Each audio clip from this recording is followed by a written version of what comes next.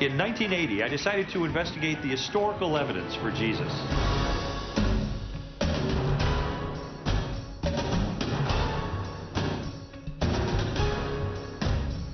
After 21 months of research, I came to the conclusion that Jesus is the unique Son of God and that Christianity is true.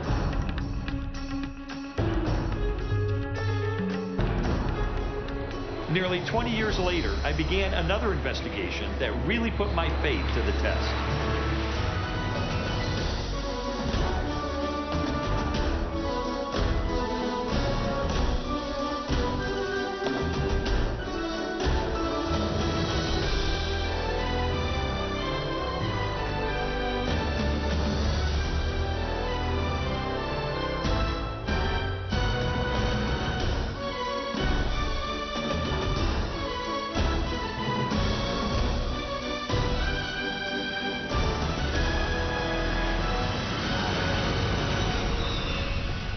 After I became a Christian in 1981, I realized pretty quickly that even though this was the most important decision I'd ever made, it was only the first step in a long spiritual journey. I mean, I was excited about my new faith, and I had this picture of it just growing progressively stronger and stronger. But I discovered that the Christian life isn't always a smooth road. In fact, at times it can be more like a minefield, loaded with many of the same objections and doubts that I had when I was a skeptic. And these doubts are inevitable. I mean, to some degree, we're all going to have them. The question is, how will they affect us when they hit? Are we drawn closer to God through the experience, or are we pushed away by uncertainty and confusion? Many years ago, I came across the story of a prominent Christian leader whose confrontation with doubt dramatically changed his life. His name was Charles Templeton.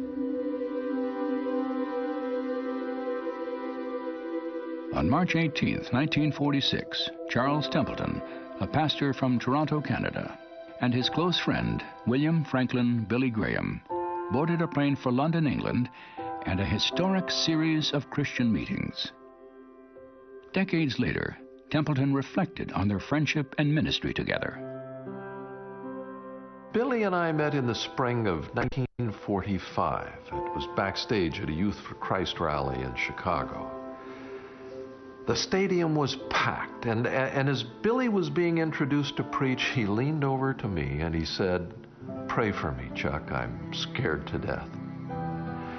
Well, that started a friendship that has lasted for over 50 years. Templeton and Graham were soon preaching at Youth for Christ rallies throughout North America. Both shared a passion for the same message, personal salvation through Jesus Christ. In the 1940s, Youth for Christ was a North American phenomenon. The atmosphere was informal and upbeat, and thousands of young people flocked to the meetings. The movement soon attracted worldwide attention, so a team was selected to take our message to Europe. For 5 weeks, Templeton and Graham traveled throughout the United Kingdom, France, and Scandinavia. They shared the pulpit, preaching on alternate nights to large, enthusiastic crowds. When they returned home, many believed that Templeton would go on to become the most successful evangelist of his generation. Yet, despite the effectiveness of his ministry, he found himself facing what he described as a growing dilemma. In the months following our return from Europe, I began to fight a losing battle with my faith.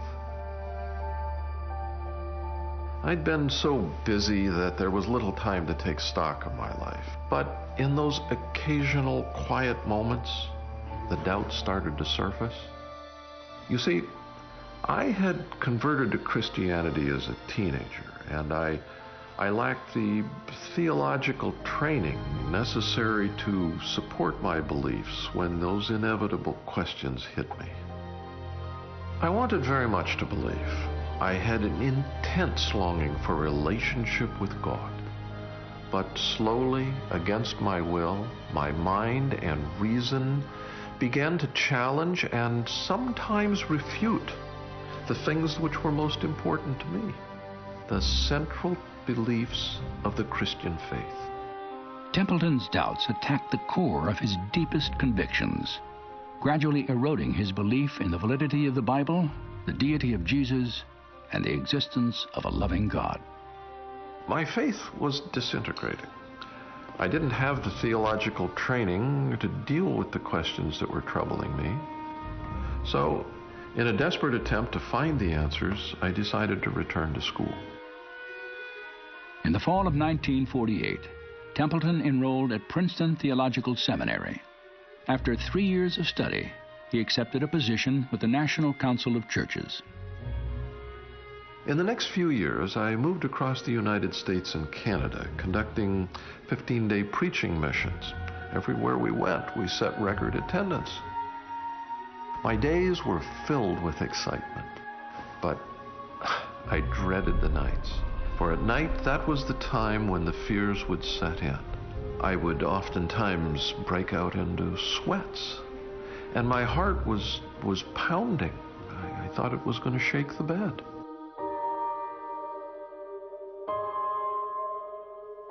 I had to ask myself, what right do I have to stand before thousands of people and try to convince them of something that I no longer believe? It was a reprehensible thing to do. So I had to stop.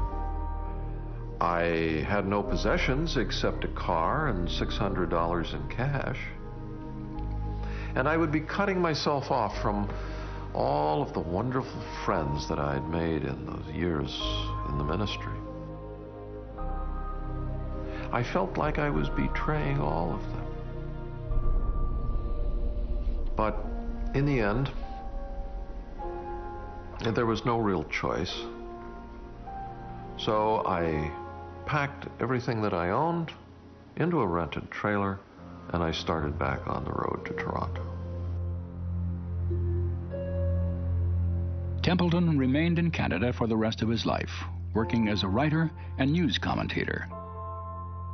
In 1996, he published his final book, Farewell to God, My Reasons for Rejecting the Christian Faith.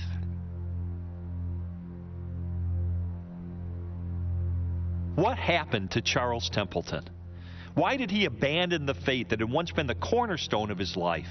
I was fascinated by his story, so in 1999 I called him at his home in Toronto. I remember that he answered the phone with his very rich, deliberate voice. I told him that I was a writer and I wanted to interview him about the reasons he had for rejecting God. And he said, well, I'm not doing very well physically, but yes, if you'd like to come up to Canada, I'd be glad to talk with you. So I was on my way the very next morning. When I met him at his apartment, he looked weak and frail. At first, I didn't think he'd have the strength to talk for more than a few minutes, but he insisted that I stay. He was very cordial, very kind, and I liked him immediately. I could sense that his mind was sharp, and he really wanted to tell me his story. He reminisced for a while about his years in the ministry and his friendship with Billy Graham. It was obvious to me that their relationship was still very important to him. And then, after a few minutes, he turned the conversation to his reasons for rejecting Christianity. He described several common objections, and he had a long list. But a couple of things really stood out. He looked me right in the eye and asked two rhetorical questions. In a world with thousands of religions and gods, why is Jesus the only way to salvation? Are we actually supposed to believe that only the Christians have it right? And then, with even more intensity, he asked, how could a loving God, the God of the Bible, create a world filled with evil and suffering? He wasn't looking for a response. He just wanted me to understand these issues that had troubled him for almost 50 years. We talked for another hour, and then I said goodbye. As I drove back to Chicago, I thought about his story all the way home.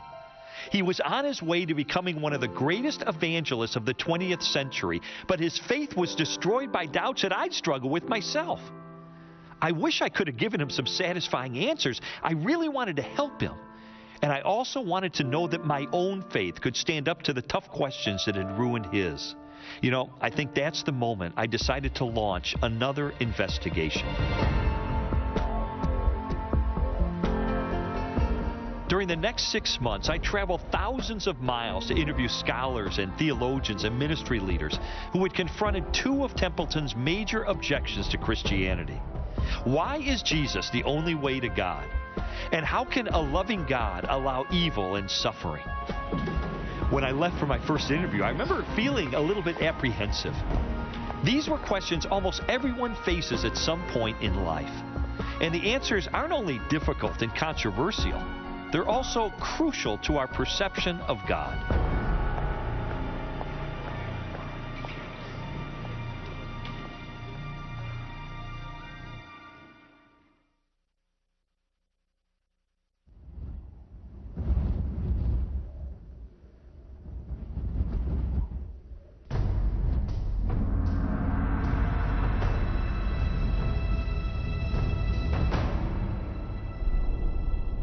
Are we to believe only Christians are right? After all, Christians have the audacity to say that there is only one God, theirs, and that the gods of every other people on earth are spurious. The Apostle Paul stated bluntly, "There is no other name under heaven given among men by which you may be saved, for there is salvation in no other." Such an insufferable presumption. Charles Templeton wasn't the only one who felt that Christians were narrow-minded and wrong to believe that Jesus is the Son of God. When I was an atheist, I'd often get angry about what seemed to me to be blatant arrogance.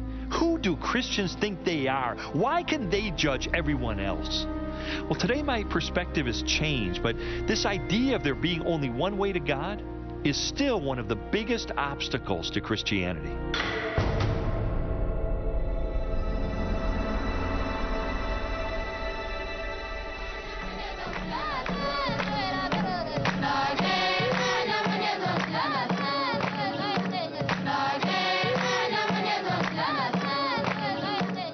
More than 2 billion people, about 1/3 of the world's total population, identify themselves as followers of Jesus Christ.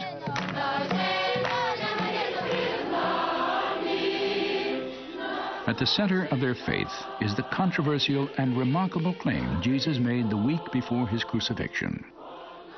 "I am the way, the truth, and the life. No one comes to the Father but through me."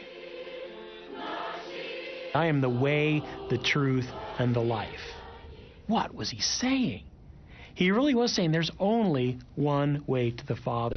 No man comes to the Father but through me. Now, he doesn't say this in a vacuum. It isn't like this is something he just dreamt up there at the Last Supper. This is something that he's been saying in many different ways all the way through his ministry. The truth of the matter is that before Jesus came along, no one was claiming to be the exclusive manifestation of God on earth. This was not only a shocking claim, it was a scandalous claim, and early Jews were not expecting it. You know, it's not a surprise to me that Jesus got himself crucified. What's a surprise to me is that he lasted for 3 years in public ministry before that happened, making the kind of claims that he was making. It's certainly a difficult thing to bring up in polite society that Jesus might be the only way to God. It can bring up rancor and it can bring up bad feelings. But at the end of the day, the question is that true?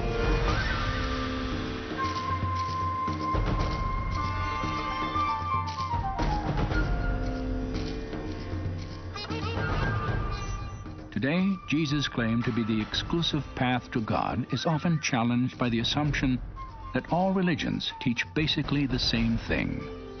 And as a result, there are actually many ways to salvation. The world religions do agree about some of their surface teachings, but when you get to the core of those religions, they are radically contradictory. Buddha was an agnostic about whether there was a God. In fact, a major strain of Buddhism does not believe that anything exists, much less God. Hinduism says that there are 330 million gods. Islam says that there's one God, and the greatest evil that can be conducted is to believe that God is a Trinity and Jesus was the Son of God. For Christians, that is the most important claim. Now, they can't all be right. They could all be wrong, but they can't all be right because they contradict one another. I mean, think about it. Christians say that Jesus is the Messiah. Jews say that he's not. Either Jesus was the Messiah or he wasn't the Messiah, and if he wasn't the Messiah, the Jews are right and the Christians are wrong, and if he was the Messiah, the Christians are right and the Jews are wrong, but under no circumstance can they both be right. As one person put it, all religions are basically the same except for the area of God and salvation and the problem of man and the afterlife and that kind of stuff. It turns out on the big issues, they're very, very different. They can't all be true.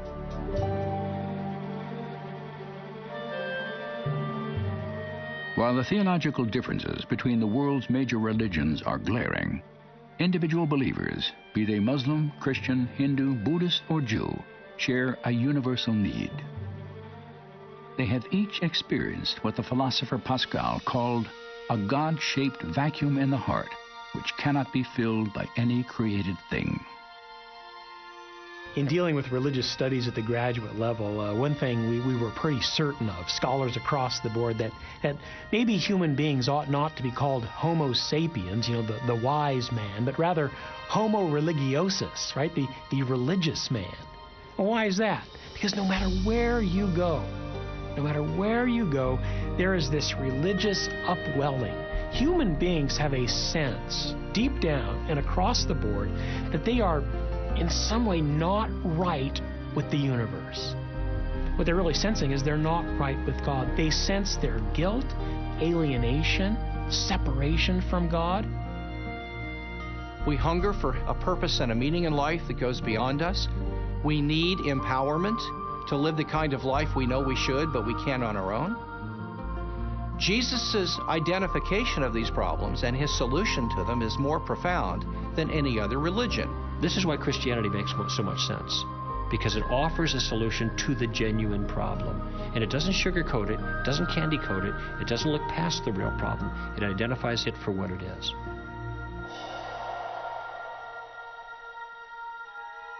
It is written, "There is no one righteous, not even one.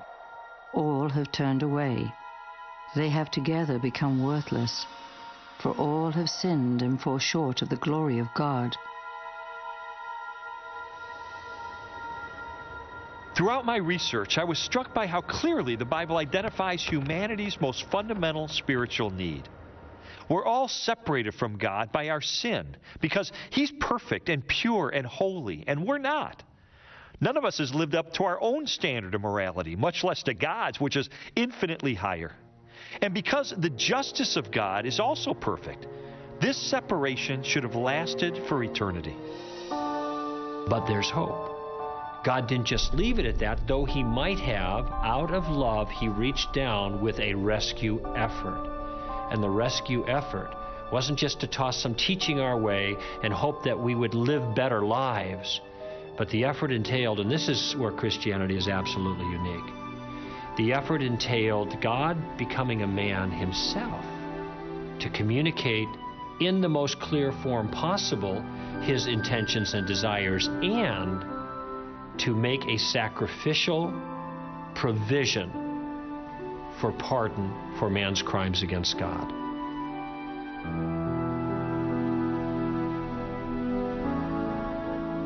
Jesus is the one mediator between God and human beings that can be man standing in the presence of God and can be God standing in the presence of human beings. He's the only God-man. He's the only God-man who can fulfill that role of bringing rapprochement, reconciliation, healing to the broken and severed relationship between God and human beings. What Jesus did then was to take the penalty for the crimes of men upon Himself so that human beings could be freed. He took the rap for their crimes against God. Not only does God come down to reach out to man, but He gives him a free pardon of his crimes. The solution to the problem is not in making man better. Okay, let's make up for past deeds gone bad. Now, that isn't going to work. The solution is grace. You were dead in your trespasses and sins, but God, who is rich in mercy, made us alive with Christ. For it is by grace you have been saved through faith, And this, not from yourselves, it is the gift of God, not by works, so that no one can boast.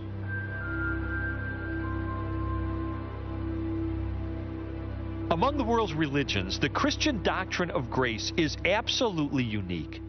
You see, grace means that there's nothing we can do ourselves that qualifies us for salvation. Outstanding moral behavior or a lifetime of good works, they're not going to get the job done. That's because God's forgiveness is a gift that we can never deserve and we can never earn. The grace of God is a way of referring to the fact that when God loves us, when God does good things to us, when God sends Jesus Christ into the world, when God gives us His Spirit, this isn't as a reward for something that we have earned. It isn't because we have twisted God's arm. It is simply because God loves us, and He loves us lavishly, and He wants to make that lavish love a present reality in our lives.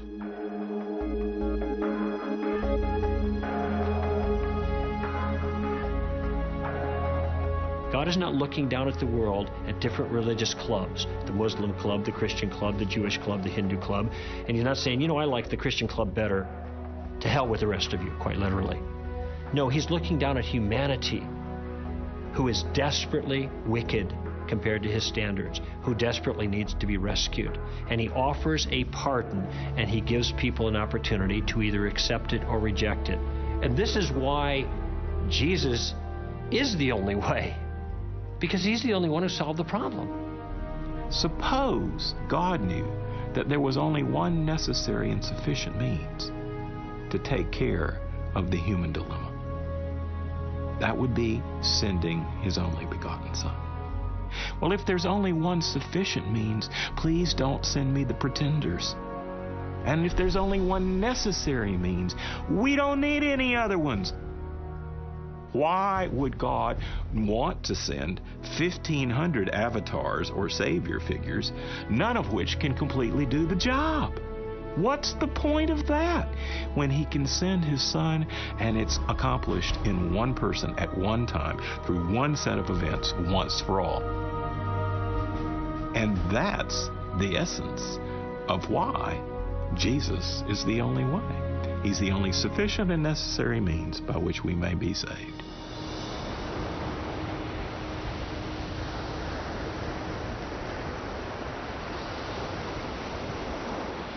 The uniqueness of Jesus is magnified when His specific claims and teachings are compared with those of history's other religious leaders.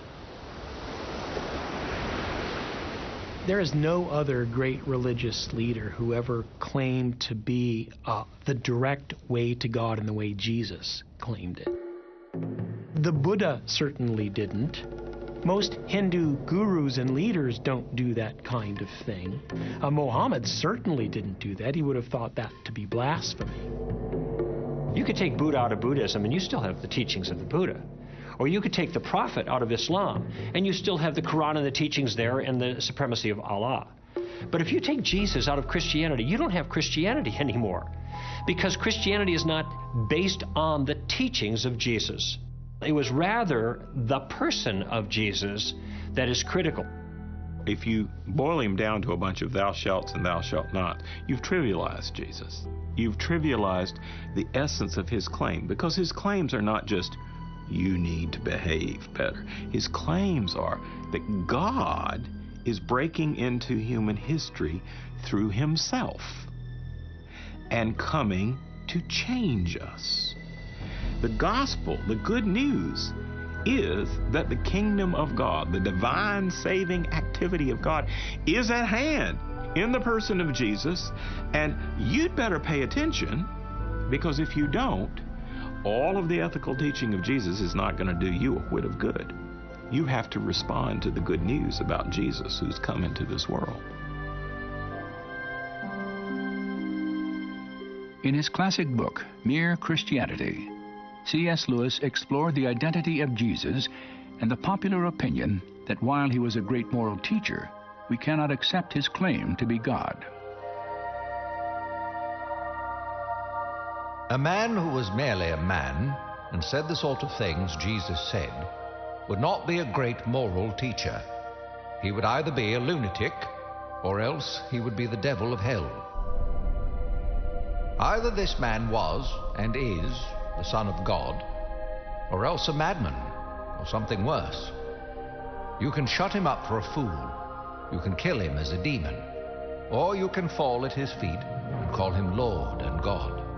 But let us not come with any patronizing nonsense about his being a great human teacher. He has not left that open to us. He did not intend to. When someone says Jesus was just a great moral teacher, that's rather like saying, Mozart wrote some rather pretty tunes.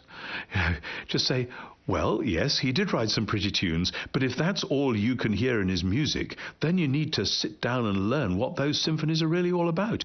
And saying Jesus is just a great moral teacher is a way of disinfecting him, of saying we can have him on our terms rather than on his terms. And actually, Jesus is not easy to grasp if you do it like that. That's like saying the only bit of the Mozart symphony that I'm actually going to think about is the bit that I can whistle on my way home from the pub. Well, best of luck.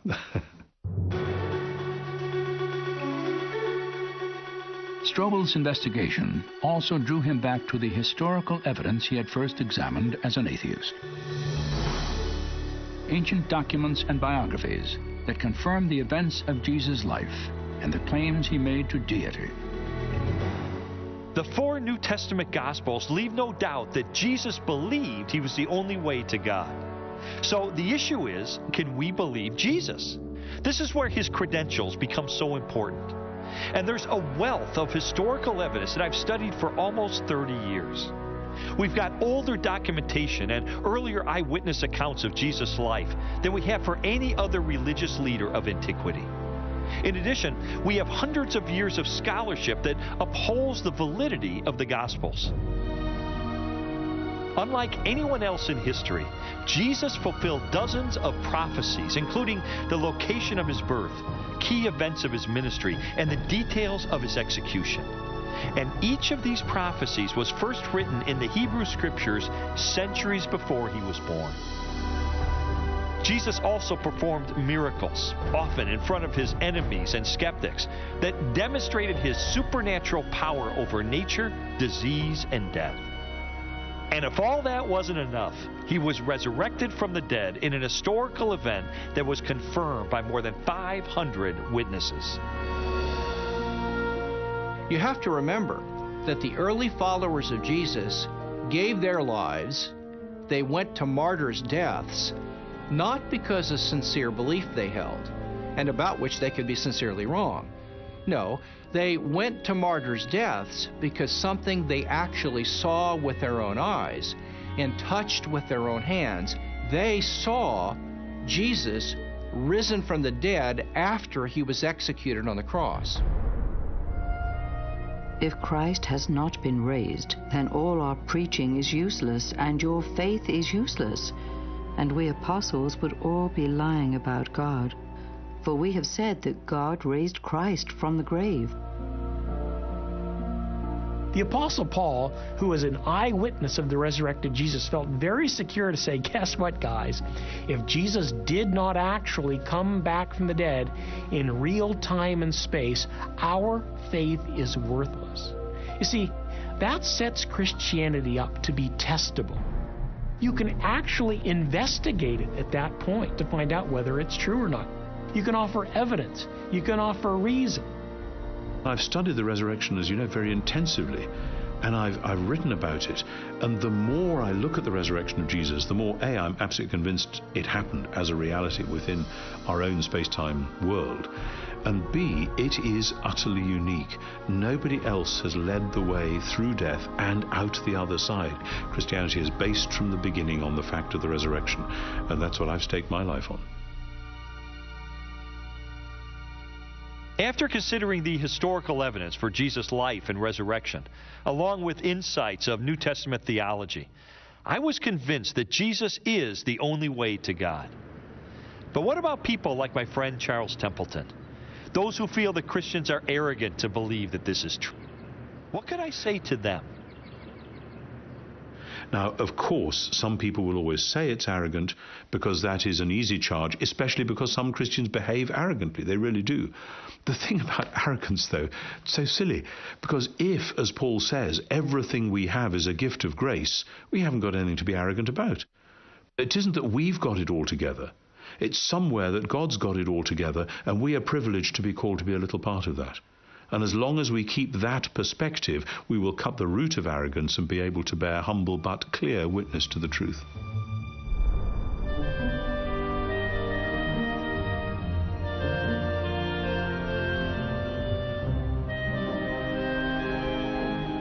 Christianity has been defined as one beggar telling another beggar where to find bread. And I think that's a wonderful illustration. We were sinners living in rebellion against God, and we found forgiveness and grace through Jesus Christ. And we just want to pass this truth on to the rest of the world. The way to any truth is often narrow and specific. And because of his sinless life and divine nature, Jesus is the only one qualified to pay the penalty for our sin. He alone can reconcile us to God. And that's why when Jesus said, "I'm the way, the truth, and the life. No one comes to the Father but through me," we can trust him with confidence and with humble and grateful hearts.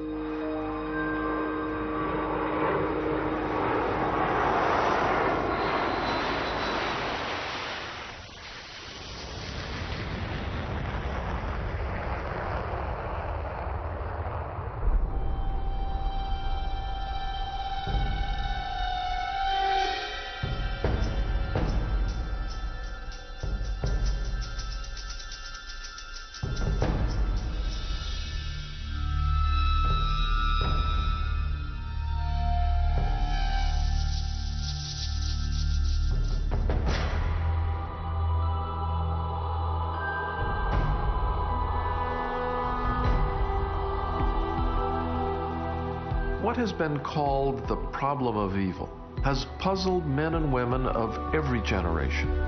Why, in a world created by a loving and omnipotent God, are suffering, disease, and death inevitable facts? You see, a loving God could not possibly be the author of the horrors that continue every day and will continue as long as life exists.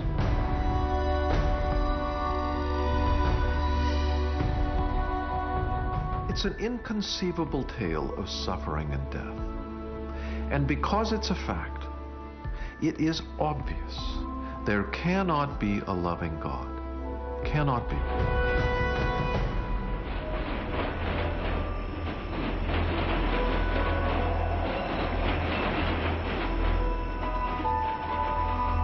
Early in my career as a journalist, I covered a lot of stories involving people who were living in extreme poverty and horrible conditions, or who'd been the victims of crime or terrible accidents. So I saw a lot of pain and suffering firsthand, and this became an issue that really resonated with me. Later, during my investigation, I commissioned a study that asked a cross-section of Americans, if you could ask God any one question and you knew he'd give you an answer, what would you ask? By far, the most common response was, how could there be a loving God with so much pain and suffering in the world? So I knew that this was the number one objection to the Christian faith.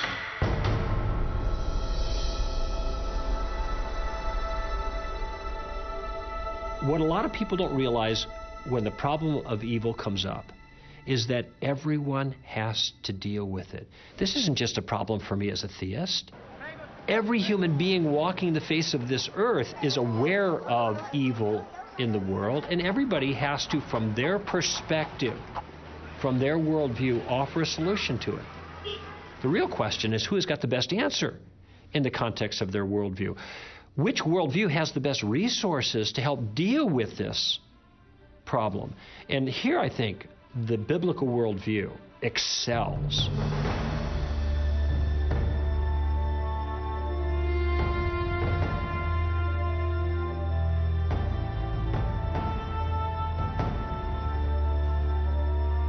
To understand the biblical view of evil and suffering, we must first consider an apparent contradiction in 5 core beliefs of Judeo-Christian theology.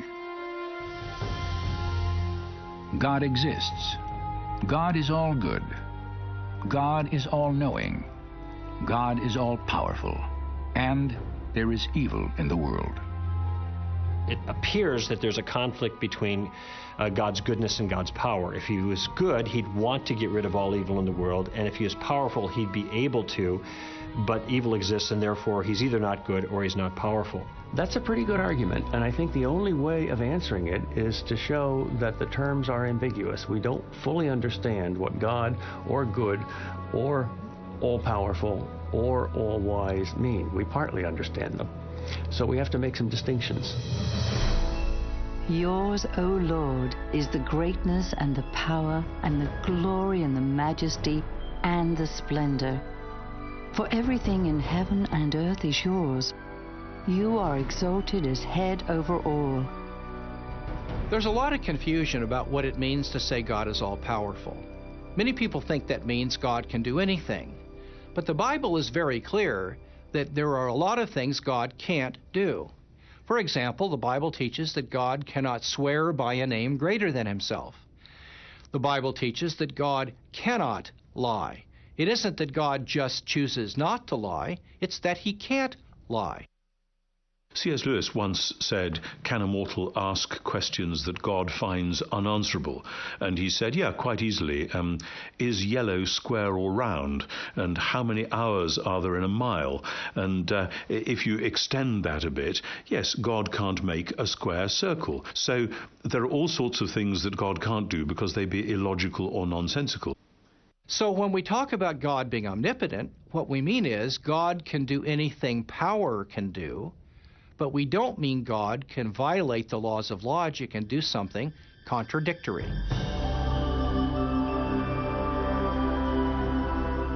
God's power and the existence of evil are prevailing themes in the opening chapters of Genesis.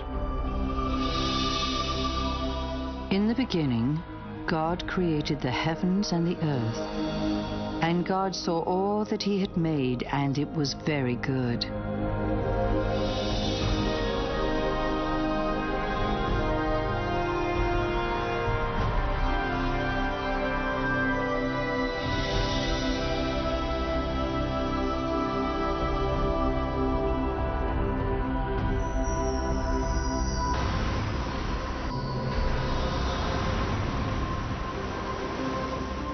According to the Bible, after God created a universe and a planet perfectly designed to sustain life, he crowned his work with human beings, man and woman, endowed with spirit and soul, free will, and a capacity to make their own moral choices. God created a world in which there were morally free creatures. Human beings can be bad and they can be good. There's a possibility for great evil, but there's a potential for great good when you have moral freedom. And so our greatest blessing, which is the free will we have, the ability to make choices, moral choices, also is our greatest curse, because I often choose the wrong thing, and so does everybody else. And people get hurt out of that, both intentionally and unintentionally. If God creates human beings with the power of free choice, he may foreknow what they're going to do, but he can't determine what they're going to do. Otherwise, they're not really free. And evil entered the world when people freely chose to withhold doing the right thing and instead did the wrong thing. It appears an airplane crashed into the World Trade Center. The World Trade Center, tower number 1, is on fire. The whole outside of the building, there was just a huge explosion. The World Trade Center's collapsed. Building 2 has collapsed. The sheer magnitude of evil and suffering in the world can be overwhelming. And while searching for answers, some have argued that because God created humans with free will, then he's ultimately responsible for evil. It's even been suggested that God created evil. But from a biblical perspective, is that even possible? No, because evil is not a thing. Everything God creates is good. God created the world good, just as it was supposed to be. But human freedom then was used in such a way as to diminish goodness in the world, and that diminution, that lack, that missing goodness, that is what we call evil. So evil is a lack of goodness. It is goodness spoiled. You could have good without evil, but you can't have evil without good. And so evil was not a direct creation of God. It was the result of humans exercising their freedom. So if it was the free will of human beings that actually caused evil, then I think it's reasonable to ask, why didn't God just create a world where moral freedom didn't exist in the first place? That way, evil and suffering wouldn't exist either. God could have made a world without evil by just taking away our free will to do it. It would have been very easy for him to just simply say, well, I'm going to make you all marionettes and we'll pull the strings and everybody prays 5 or 6 times a day and everybody does right. But God wanted a race of tested individuals who choose to love him. And you cannot love someone unless you have the choice to not love him. The sort of love that humans can give to one another and to God is something which depends on them being able to do it from the bottom of their heart without being forced. As soon as it's forced, it's not love anymore. And so it was a good thing for God to create creatures with freedom, because that opened up the possibility that they could actually express genuine love not only to him but to one another in intimate relationship.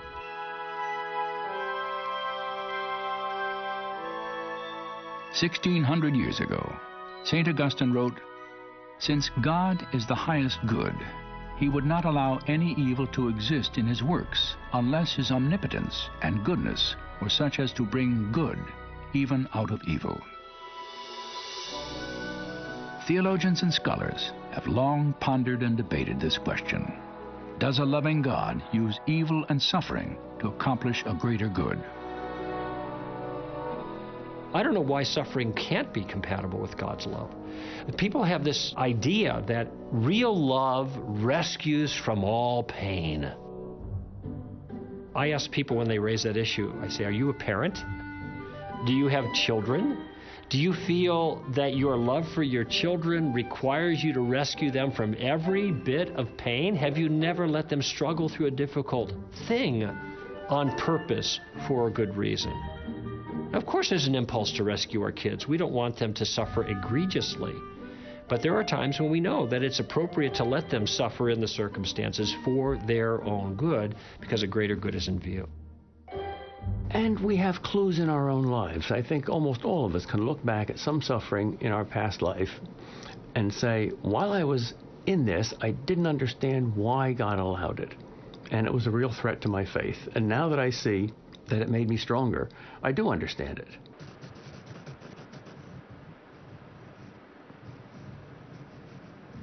For more than 40 years, the lessons and struggle of growth through suffering have played out daily in the life of Johnny Erickson Tada. In 1967, Johnny, a 17-year-old high school senior, severed her spinal cord in a diving accident, paralyzing her body from the shoulders down. When I was first injured, I imagined myself as a kind of a human guinea pig lying there on my striker frame. I was doing nothing but eating and breathing and sleeping and really just existing. And I thought in here, you know, most people out beyond these hospital walls are going to college, getting married, having children, going to work. And I'm just lying here sleeping, breathing, eating. And I realized, oh my goodness, upon my life, all the truths of the human race are going to be tested. Is there a God? Does he care? What's the purpose in life? And if there is no God, then why not have my girlfriend slit my wrist? Why not take my mother's sleeping pills? Why not end it all? I mean, who can face a life of total paralysis? And somewhere in there, in my anger and frustration, I realized life's got to be more than just getting born and growing old and then dying. There's got to be a God who cares. We're too significant. There must be meaning in all of this. I don't think I would have asked those largely life questions were it not for my suffering.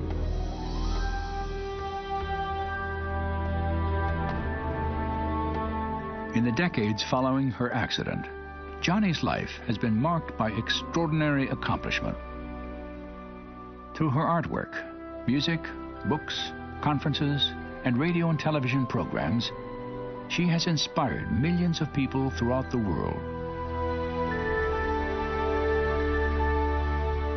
In 1979, she founded Johnny and Friends, an international ministry that has taken the love and hope of Jesus to the disabled and their families.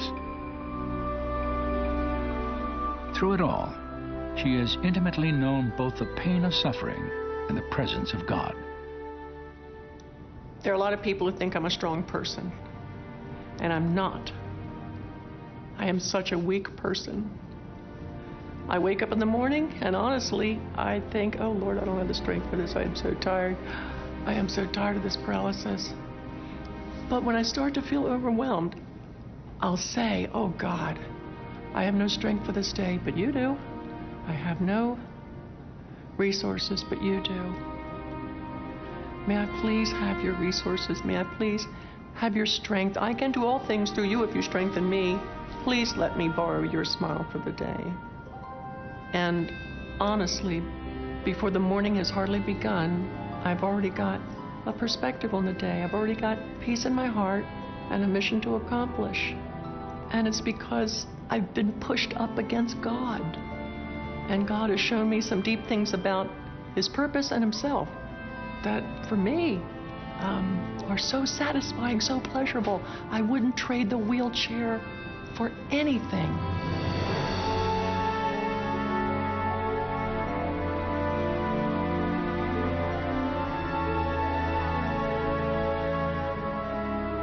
To ask why a good God would allow suffering is to ask why a good doctor would put a needle in the backside of an infant to inoculate him. The infant doesn't understand it. All he knows is that it's horribly painful. He can't understand that, in a way, this inoculation is going to prepare him for something in the future that he's not even aware of. And in the same way, God is a God of intention. He's got a purpose and meaning. And everything He puts His hand to is brimming with intention and meaning. So we can rest assured that although the purposes for suffering might be hidden from us in this present life, His reasons are always wise, they're always specific, and they're always good.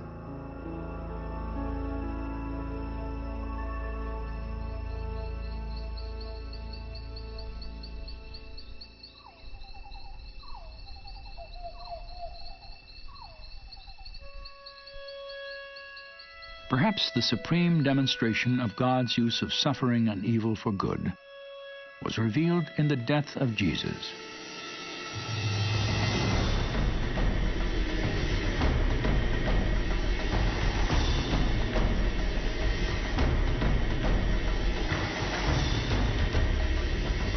Crucifixion was invented a few centuries before Jesus. It is widely recognized as one of the most horrendous forms of death that any state could sanction against an individual.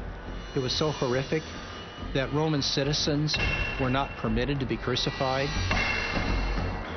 So it's no surprise that there is a build-up of the forces of evil, if you like, shrieking at Jesus, attacking Him, criticizing Him, until finally they nail Him to a cross.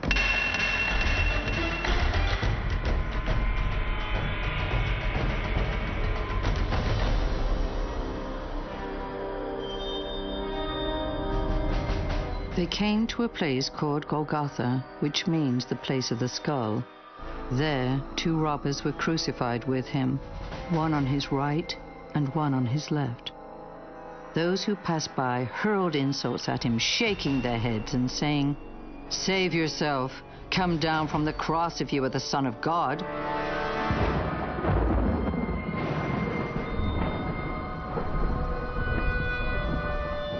At noon, darkness fell across the whole land, and Jesus cried out in a loud voice, my God, why have you forsaken me?"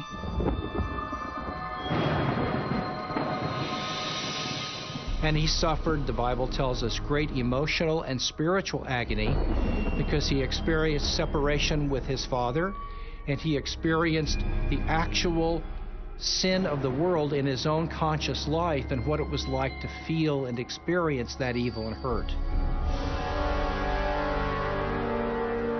It's the worst thing that ever happened. 3 hours of darkness. God himself dies. Inconceivable. Did God allow that? Sure.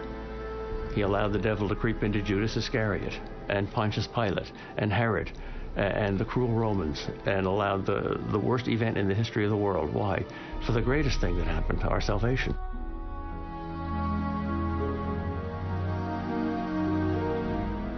That injustice was redeemed by an all-wise, all-knowing, all-loving, all-powerful God. He could take those kinds of things and he can turn them in to the greatest goodness imaginable, the salvation that would be available only through him. And only when we see that in the light of the entire longer story do we say somehow this was how God, as it were, drew those forces of evil onto one place in order to defeat and deal with them there, in order to make a new creation, beginning with Jesus' resurrection. And that's why ultimately we have hope. So an unspeakable evil was transformed into an unspeakable good through God's wisdom. Jesus said, I am the resurrection and the life. He who believes in me will live even though he dies, and whoever lives and believes in me will never die. If it can happen on such a magnificent scale like that, if you can see in that one case how great evil can produce great good, if God lifts the curtain just a little bit so you can see behind the scenes there, it's at least possible to believe that that principle is at work everywhere. This is so spectacularly wonderful that it gives us the hope that evil will never be able to be the last word about us, that there will always be a way of finding something good, that while the evil was still evil, it can redeem it and keep it from triumphing over us.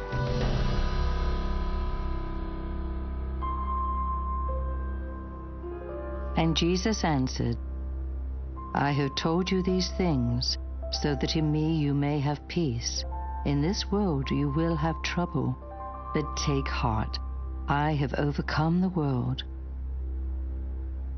That's a powerful statement. Jesus is acknowledging that because of the acts of humanity that open the door to evil in this world, we have pain, we have suffering. He doesn't try to cover it up. It's an inevitable part of life. And yet he tells us something else in that passage that's even more important. He says, I have overcome the world. You see, we have real hope. Hope that's based on the central doctrine of Christianity. God became a man and entered directly into the suffering of the world.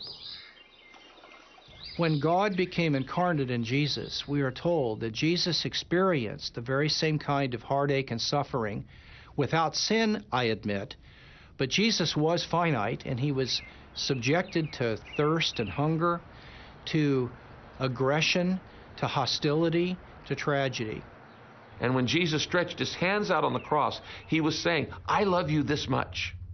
I love you so much it hurts. I love you so much I'd rather die than live without you. And those nails that went through the palms of Jesus went straight into the heart of God.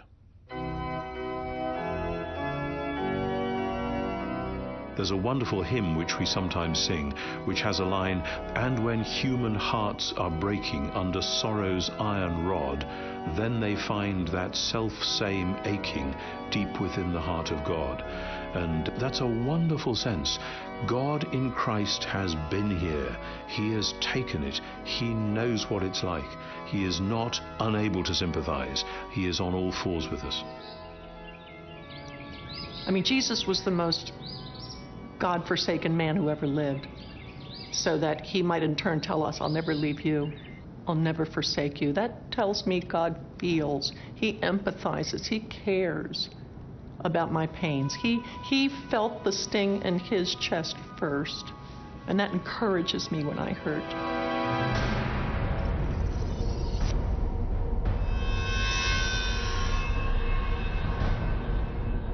In 1944, Corrie ten Boom, a prisoner in a Nazi concentration camp, considered the full measure of God's participation in the suffering of humanity.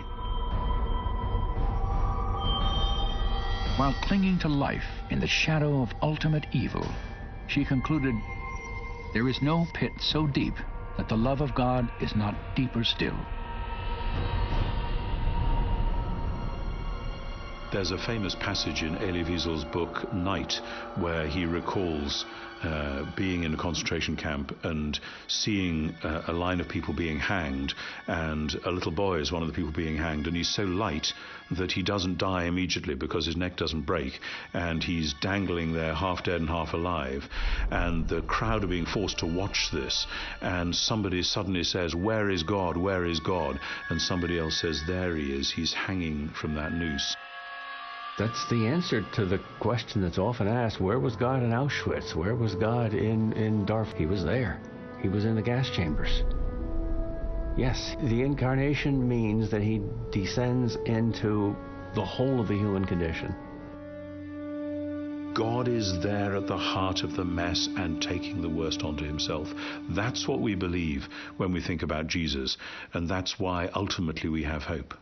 It makes me feel there's a certain kind of kinship, that God gets it, that God understands. He's been there. He doesn't just have the facts straight. That's omniscience. He has entered into the experience of it, and that's something entirely different.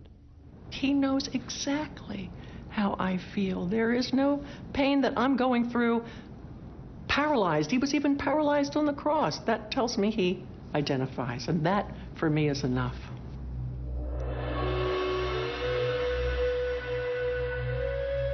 The Christian response to the problem of evil and suffering was perhaps best summarized by the Apostle Paul. 2 decades after Jesus' death and resurrection, Paul described the persecution Christians endured and the hope that sustained them as they preached the gospel throughout the first-century Roman world. We are afflicted in every way but not crushed, perplexed but not despairing, persecuted but not forsaken, struck down but not destroyed. Therefore, we do not lose heart, but though our outer man is decaying, yet our inner man is being renewed day by day. For momentary light affliction is producing for us an eternal weight of glory far beyond all comparison. He refers to these things as momentary light affliction. What, Paul, are you crazy? Momentary light affliction? Well, we understand when we read further, because he goes on to explain that these are momentary light afflictions in comparison to something else, because these afflictions, and he's very particular about his words, are producing for us an eternal weight of glory beyond all comparison. And you see, there's this subtle theme through the New Testament that helps us understand this problem of evil as followers of Christ, that God can cause all these things to work for good in our lives because we love him. We're called according to his purpose.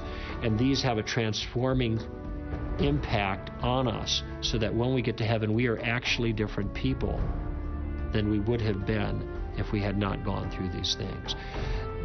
These momentary light afflictions are producing for us the eternal weight of glory. If you only lived this life 80 and then you died and that was the end of it, the kind of hostilities and hurts that we have in this life would be writ large. Their significance would be stunning indeed. But from the vantage point of life forever with God in heaven, the harms and hurts that happen to us in this life, though still real and still important, are shown to be so insignificant compared to the glories and the joys we're going to experience in the afterlife, that from the vantage point of that perspective, they are well worth it.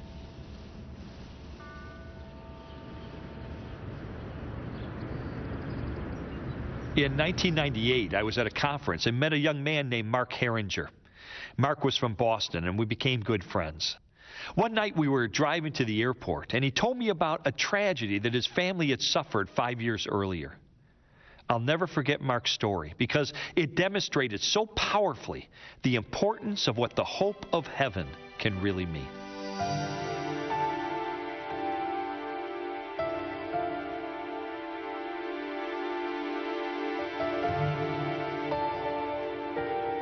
It was January 16th of 1993. In Boston, it snows a lot, and so you're shoveling your driveway constantly. We had gone to the supermarket that morning, and while we were at the supermarket, it was actually snowing. So I got home kind of irritated and said, honey, why don't you park the car out in the street here? I'll just clean off the driveway. And our two kids were with us, our son, 3 years old, and our daughter, Lauren, who was 18 months old. I jumped out of the car, got a shovel, the kids jumped out with me, and I asked my wife to move the car to a easier spot for us to clean out the driveway, and she did, and she said, make sure you keep an eye on the kids. And my son immediately went with her into the car, and my daughter was with me for a few moments, but what I hadn't realized was that she actually wanted to be in the car also. And so as my daughter was running to the car, she was trapped under the front wheel of the car. There was a brief scream of pain, and I immediately ran out, and to any parent's horror, they see their 18-month-old daughter under the front wheel of a 2,000-pound car was overwhelming. She died instantly, as we found out later. I actually took the last breath that she ever breathed on this earth out of her lungs. And we drove to the emergency room at the hospital, hoping and praying that things might be different, but they weren't. And within an hour or so, they had pronounced her dead.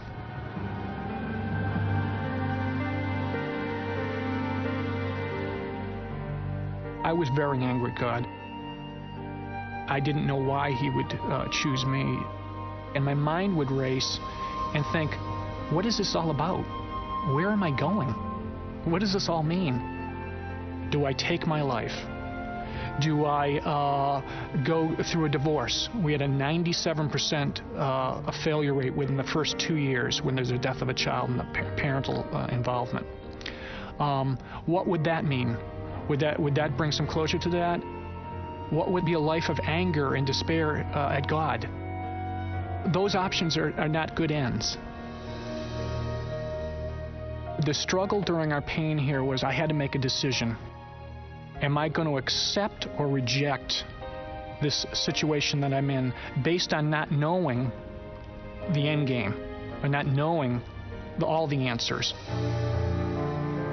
I was given a Bible, my very first Bible, on Christmas 3 weeks before the accident. And that Bible was to become the thing that kept me alive. There were drugs and various things that people gave us to try to calm us down during this difficult few weeks, but it was actually holding the Bible and reading it was the thing that actually comforted me the most. I actually slept with my Bible for about 9 months every night. What I was struggling for was the reality of Jesus, the reality of somebody who knew suffering, who was going to be there, who had experienced this himself.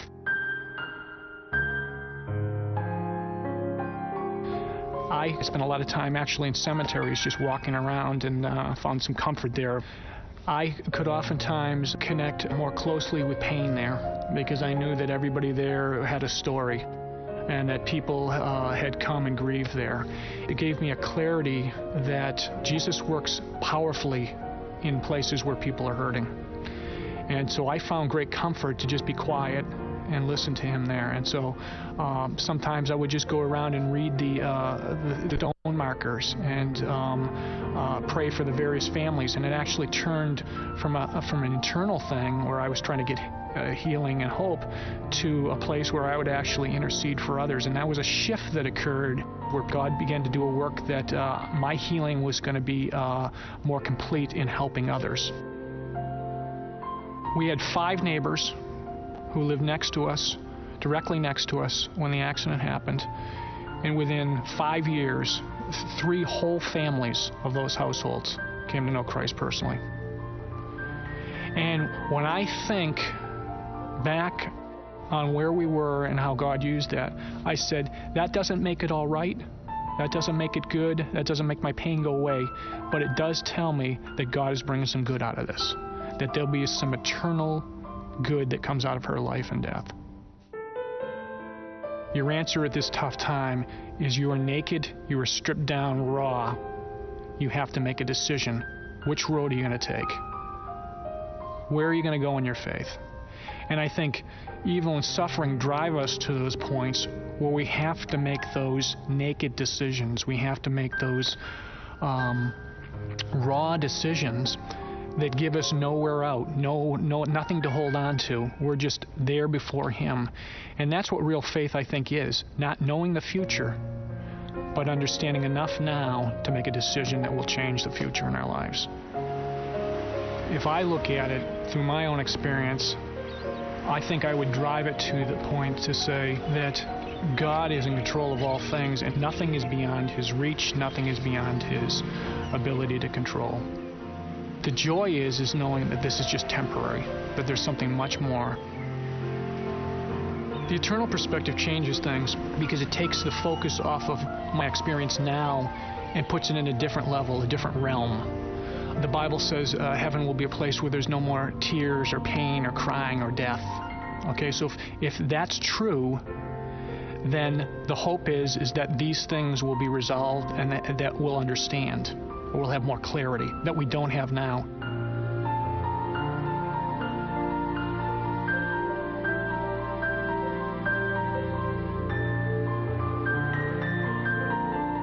The greatest hope is that one day I'll walk with her in heaven. She'll be perfect. And I'll be full of joy. And this life will have made a lot more sense. Because sometimes it doesn't. But I have that hope.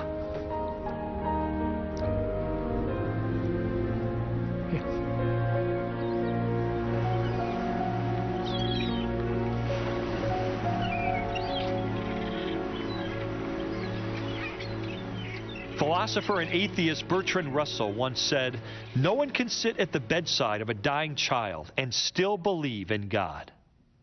Now, on the surface, that sounds like a pretty strong argument against the existence of a loving God. But as Christian philosopher William Lane Craig has pointed out, what is Russell going to say when he's kneeling at the bed of the dying child? Too bad? I'm sorry? That's the way it goes? You see, as an atheist, Russell has nothing else to offer. Because if there is no God, then we're all trapped in a world filled with senseless and unredeemable suffering, with absolutely no hope of deliverance from evil.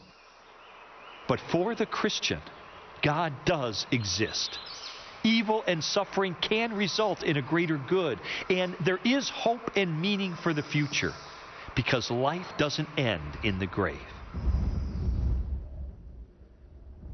No eye has seen, no ear has heard, and no mind has conceived what God has prepared for those who love Him.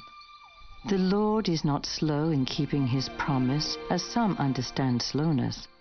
He is patient with you, not wanting anyone to perish, but for everyone to come to repentance. Suffering is in this world because sin is in this world. And if God were to get rid of sin, He'd have to get rid of sinners. I think He's delaying closing the curtain on suffering, sin, Satan, until more people have time to hear about the good news of Jesus. And if my being in this wheelchair a little bit longer provides the time and opportunity for others to come into the kingdom, then my wheelchair's worth it. My affliction is just light and momentary. And I don't mind waiting. Now that offer of mercy will not be extended forever.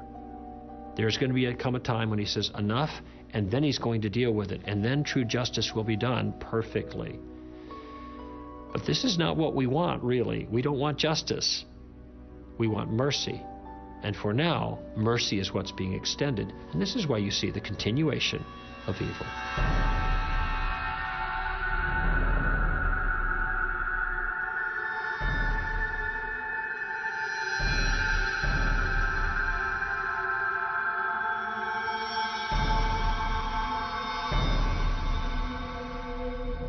There is so much we don't know about evil, pain, and suffering that many times I think we're people groping in the dark trying to make sense out of it. But God gives us enough to see, to help us to keep on going, and to redeem the pain and suffering we have so it doesn't defeat us. If all I was looking at for the evidence of God was just the problem of evil, sure, I'd say, gee, that's a no-brainer. There is no God. He would never allow these kinds of things. But when I see all the other evidence in other areas for the existence of God and for a good God and a loving God, a God that cares about his creation, who's involved in his creation, well, then that helps put this particular question a little bit more into perspective. But I'll be the first one to admit it's emotionally difficult. I think most Christians go through a sense of deep puzzlement, which can come sometimes once in somebody's life, sometimes 1,000 times in somebody's life, of I really thought God was going to enable such and such to happen, and it hasn't happened. And so, yes, we can have huge disappointments, but the God to whom we go back and on whose door we beat and we say, what on earth is going on here, is the God who says, remember what I have been through. Remember the story of my son. One of the worst things that was ever done in the world was done to the best man that ever walked on the earth. So again, when we put it into the light of Jesus and what happened to him, do bad things happen to good people? What's it all about? It's very strange, but somehow God holds that within his purpose and will bring good out of it and through it. Sometimes when we suffer, we're just hoping somebody will give us the formula, how to fix it. What's the step 1, 2, 3, 4, A, B, C, D? Show me what to do. I'll do it. And God blows all that to smithereens. He lobs a hand grenade into the middle of it all and explodes it. He won't let us approach suffering with our own agenda. We've got to come to him empty-handed. Blessed are the poor in spirit. I don't have the answers, God. And when we come to him like that, completely defenseless, and approaching him without a technical, fix-it, mechanistic approach to life, okay, I've got the formula, I know the answers, then we find God to be the answer. We can face anything if we know God is there in the midst of it all.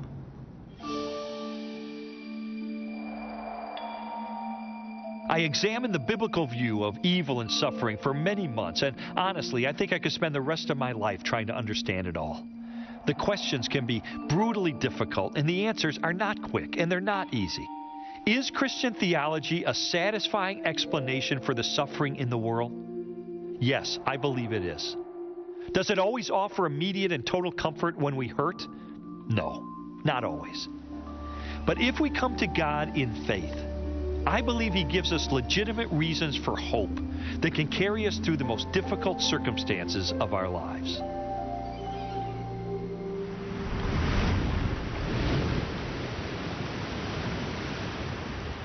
How could a loving God allow evil and suffering?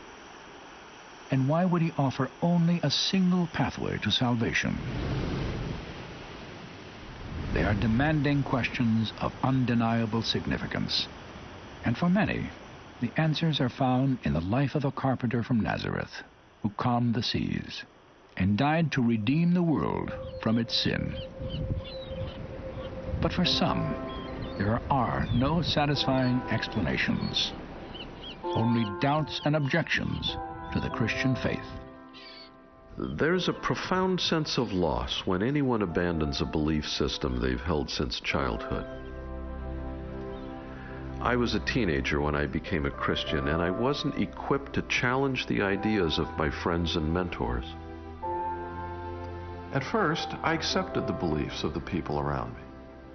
But slowly and against my will, my doubts deepened until my faith languished and died. Those years of indecision were the most troubling and trying of my life. I found myself rethinking the story of Jesus of Nazareth, and for all its intrinsic fascination, it just wasn't the same. It was as if someone I loved had died. You grieve the loss because no one in history has touched the hearts of men and women the way Jesus did. He had the highest moral standard and the greatest compassion of any person I've ever heard of, and his wisdom was unsurpassed. Everything good and decent and pure that I know, I learned from Jesus. And if I may put it this way, I miss him.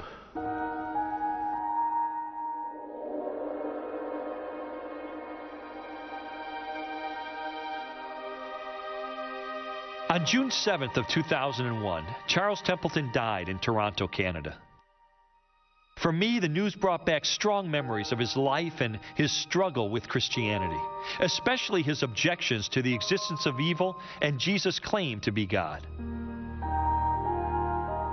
A year before his passing, I completed the manuscript of my book, The Case for Faith. I sent him a copy and included a letter wishing him well and encouraging him to keep an open mind toward the evidence for Jesus. I knew his doubts were heartfelt and not easy to reconcile, but I believe God could give him satisfying answers and that ultimately Christianity could stand up to his toughest objections. Before I sealed the envelope, I added a postscript, a promise from Scripture that had helped me when I'd struggle with doubts of my own. I wrote, "Chuck, I hope you'll take to heart the words of Proverbs 2. If you scream for insight and call loudly for understanding, if you search it out as you would him to you, then the Lord will be awesome to you, and you will come into possession of the knowledge of God."